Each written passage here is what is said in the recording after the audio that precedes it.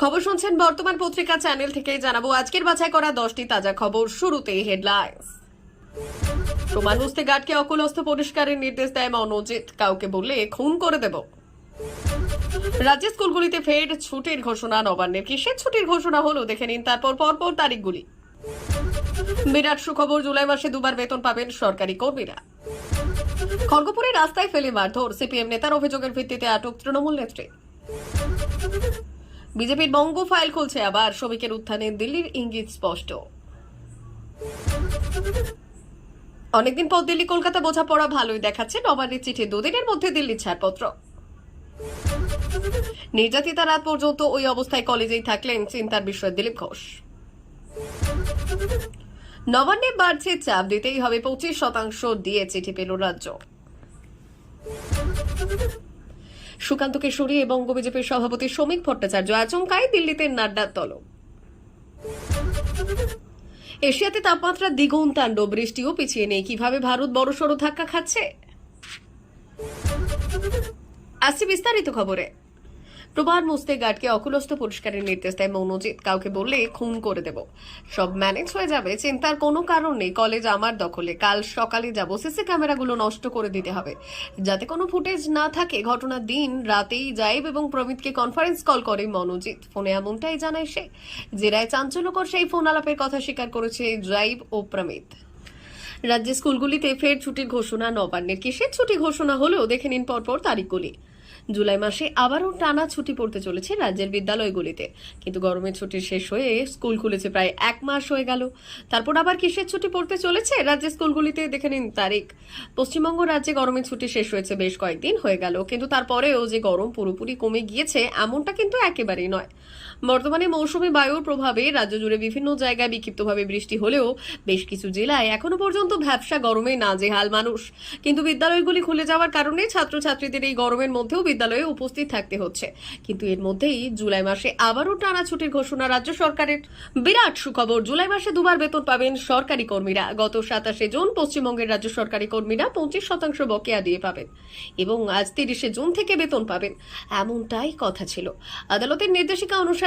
তবে গত 27শে জুনই রাজ্য সরকার আদালতে ফের মোটিফিকেশনের আবেদন করে এবং অন্তত 6 মাস সময় চেয়ে নেন, যার জেরে আপাতত বকেয়া 25% দিয়ে পাওয়া এখন কার্যত অগাস্টের পরবর্তী শুনানির আগে অন্তত সম্ভব নয়। তবে বকেয়া দিয়ে না পেলেও জুলাই মাসে বাড়তি বেতন পাচ্ছেন সরকারি কর্মীদের একাংশ।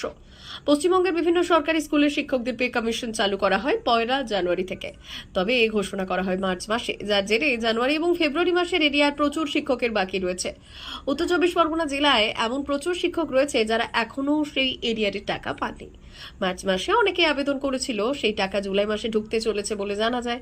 অর্থাৎ যে সমস্ত শিক্ষকদের বারাসাত ট্রেজারি থেকে বেতন ডিস্টার্ব করা হয় এবং যাদের পে কমিশনের এরিয়ার রয়েছে তারা মাসিক বেতন তো আজকালের মধ্যেই পাবেনি, আর তার সাথে এরিয়ারের টাকাটা ও পেতে চলেছেন। এছাড়া যে সমস্ত সরকারি কর্মীরা এই টাকা পাননি তারা এই টাকা পাবেন, তবে সেটা কবে পাবেন তা তাদের স্থানীয় কর্তৃপক্ষই বলতে পারবেন। প্রতি বছরের মতো এবার জুলাই থেকে 3% বার্ষিক ইনক্রিমেন্ট পেতে চলেছে রাজ্য সরকারি কর্মীরা। এছাড়া যাদের 8 এবং 16 বছর পূর্ণ হচ্ছে তারাও একটি অতিরিক্ত ইনক্রিমেন্ট পেতে চলেছে। যে কোনো কর্মীর বেসিক এবং 3% ইনক্রিমেন্ট বৃদ্ধি হবে, অর্থাৎ কোনো কর্মীর বর্তমান বেসিক বেতন 100 টাকা হলে জুলাই থেকে তার বেসিক হবে 100 টাকা। খড়গপুরে রাস্তায় ফেলে মারধর, সিপিএম নেতার অভিযোগের ভিত্তিতে আটক তৃণমূল নেত্রী। খড়গপুরে প্রকাশ্যে প্রবীণ বাম নেতার উপর হামলার ঘটনায় তৃণমূল নেত্রী বেবি কোলেকে আটক করল পুলিশ। সোমবার রাস্তার উপর বাম নেতা অনিল দাসকে বেধড়ক মারধরের অভিযোগ ওঠে বেবি কোলে এবং তার অনুগামীদের বিরুদ্ধে। ঘটনার পর সোমবার রাতে খড়গপুর টাউন থানায় লিখিত অভিযোগ দায়ের করে অনিল বাবু। সোমবার রাতে তৃণমূল নেত্রীকে একবার থানায় ডেকে জিজ্ঞাসাবাদ করা হয়েছিল, কিন্তু পরে ছেড়ে দেওয়া হয়।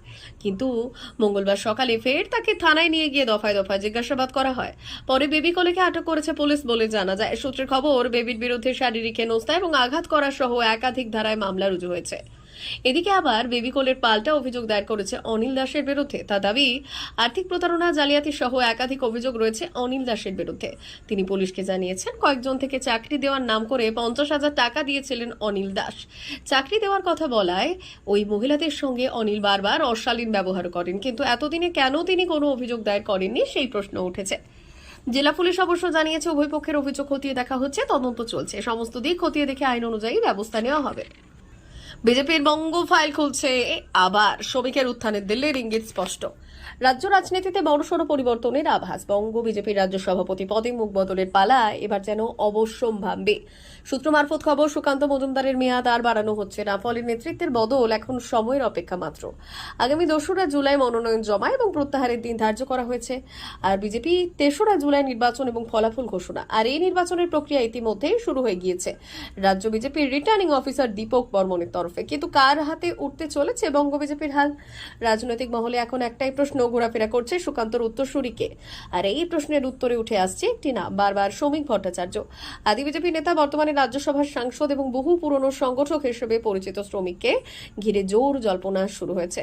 এমনকি রবিবার রাতে দিল্লিতে বিজেপি সর্বভারতীয় সভাপতি জেপি নাড্ডার বাসভবনে তার দীর্ঘ বৈঠক সেই সম্ভাবনাকে আরও জোরদার করেছে। যদিও শ্রমিক নিজেই বৈঠকের বিষয়ে দাবি করেছে যে তিনি সম্প্রতি সফরে গিয়েছিলেন এবং সেই সংক্রান্ত তথ্য জানাতেই তিনি নাড্ডার সঙ্গে দেখা করেন। কিন্তু রাজনৈতিক মহল এই ব্যাখ্যায় সন্তুষ্ট নয়, কারণ এর ঠিক আগে থেকেই বঙ্গ বিজেপির নেতৃত্বে রদবদলের আলোচনা গোপনে গোপনে চলছিল। বিশেষত 26শে বিধানসভা নির্বাচনকে সামনে রেখে সংগঠনের কাঠামো ঢেলে সাজানো এখন অত্যন্ত জরুরি বলে মনে করছে দিল্লির কেন্দ্রীয় নেতৃত্ব। অনেকদিন পর দিল্লি কলকাতা বোঝাপড়া ভালোই দেখাচ্ছে। নবান্নের চিঠি 2 দিনের মধ্যে দিল্লি ছাড়পত্র। কেন্দ্রের সরকার গঠনের পর সহযোগিতামূলক যুক্তরাষ্ট্রীয় কাঠামো গড়ে তোলার কথা বলেছিলেন প্রধানমন্ত্রী নরেন্দ্র মোদী। অথচ গত 11 বছরে নবান্ন বারবার অভিযোগ করেছে যে প্রতি পদে অসহযোগিতাই করছে কেন্দ্র। বাংলার বিরুদ্ধে আর্থিক অবরোধ চালাচ্ছে দিল্লি। তবে এখন অনেকদিন পর দিল্লি কলকাতা বোঝাপড়া আপাত নজরে বেশ ভালোই দেখাচ্ছে। পশ্চিমবঙ্গের মুখ্য সচিব মনোজ পন্থের মেয়াদ 6 মাস বাড়ানোর আবেদনে ছাড়পত্র দিয়েছে কেন্দ্র।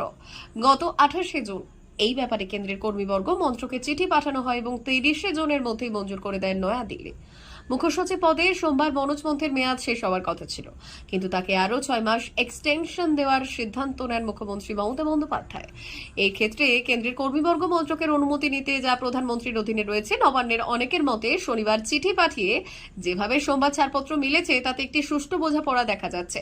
আর এও হতে পারে যে চিঠি পাঠানোর আগে ঘরোয়াভাবে বিষয়টি প্রধানমন্ত্রীর সচিবালয়কে জানিয়ে রাখা হয়েছিল। 2024 সালে অগস্ট মাসে মুখ্য সচিবের পদে দায়িত্ব নেন মনোজ পন্থ। প্রশাসনিক স্থিতাবস্থা বজায় রাখা এবং চলমান প্রকল্পে ধারাবাহিকতা রাখার যুক্তিতেই দ্রুত ছাড়পত্র দিয়েছে কেন্দ্র, এমনটাই দাবি নবান্ন সূত্রে। এমনিতে মনোজ পন্থের ব্যক্তিগত যোগাযোগ এবং পরিচিতি দিল্লিতে মন্দ নয়, বরং বেশ ভালো। ইউপিএ জামানায় তৎকালীন কেন্দ্রীয় অর্থমন্ত্রী প্রণব মুখোপাধ্যায় ব্যক্তিগত সচিব ছিলেন এই সিনিয়র আইএএস অফিসার। পরে যুগ্ম সচিব স্তরে তা পদোন্নতি হয়। পরে ওয়াশিংটনে বিশ্ব ব্যাংকের সদর দপ্তরে তিনি ভারতীয় প্রতিনিধি হিসেবে প্রায় 3 বছর ডেপুটেশন ছিলেন। মনোজ পন্থের আগে মুখ্য সচিব পদে বিপি গোপালিকার মেয়াদ একবার 3 মাসের জন্য বাড়ানোর অনুমতি দিয়েছিল দিল্লি, কিন্তু নবান্ন ফের তা 3 মাস বাড়াতে চাইলে দিল্লি না জানিয়ে দেয়।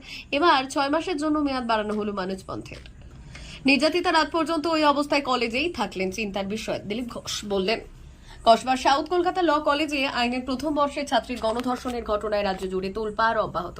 আর এই ঘটনায় এবার মুখ খুলেছেন বিজেপি নেতা দিলীপ ঘোষ, যিনি নির্যাতিতা দীর্ঘ সময় ধরে কলেজে অবস্থানের বিষয়টি নিয়ে প্রশ্ন তুলেছেন। অন্যদিকে অভিযুক্ত মনোজিৎ মিশ্রের রাজনৈতিক পৃষ্ঠপোষকতা নিয়েও অভিযোগের তীর উঠেছে তৃণমূল বিধায়ক অশোক দেবের দিকে। বিজেপি নেতা দিলীপ ঘোষ ওই ঘটনাকে অত্যন্ত উদ্বেগজনক বলে আখ্যা দিয়েছেন। তারপর রাত পর্যন্ত যে কলেজেই থাকলো, নিশ্চয়ই বিনা কারণে একজন মহিলা এই অবস্থায় বেশিক্ষণ নিজে থেকে থাকবেন না, আর এটা চিন্তার বিষয়। তিনি আরো বললেন এবং প্রশ্ন তুললেন, ম্যাঙ্গো অর্থাৎ মনোজিৎ পাশ করা হয় আইনজীবীকে। রাজ্যে কি চাকরি বাকরির হাল এতটাই খারাপ যে পাশ করা আইনজীবী কলেজে সামান্য সব কাজ করছে, চাকরি করছে, পিয়নের কাজ করছে? ভাইস প্রিন্সিপালকে দেখেই বোঝা যাচ্ছে উনি অসহায়, উনি কিছুই বলতে পারছেন না, কারোর হিম্মত ছিল না কিছু করার। দিলীপ ঘোষের এই মন্তব্যে কলেজের অভ্যন্তরীণ নিরাপত্তা ব্যবস্থা এবং কর্তৃপক্ষের ভূমিকা নিয়ে নতুন করে প্রশ্ন তুলেছে। অভিযোগ উঠেছে যে কলেজের অস্থায়ী কর্মী এবং প্রাক্তন ছাত্র মনোজিৎকে কলেজে চাকরির জন্য স্বয়ং তৃণমূল বিধায়ক অশোক দেবী সুপারিশ করেছিলেন।